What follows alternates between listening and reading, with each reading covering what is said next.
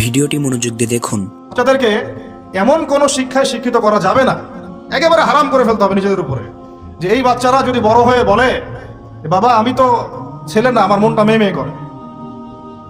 কি ভয়ঙ্কর একটা সমাজ সামনে আসতে যাচ্ছে, আপনারা কি কল্পনা করতে পারতেছেন? এজেন্ডাটা কি? এজেন্ডাটা হচ্ছে বাংলাদেশের মতো কান্ট্রিগুলোতে সমকামিতাকে সরকারিভাবে বৈধ করে ফেলা। এটা হচ্ছে একটা এজেন্ডা। আর এই এজেন্ডা সরকারের না, এই এজেন্ডা হচ্ছে কিছু সুদ ভিত্তিক এনজিও। একদম খোলামেলা বললাম আমি, এজেন্ডা হচ্ছে কিছু কিসের? সুদের মহাজনদের।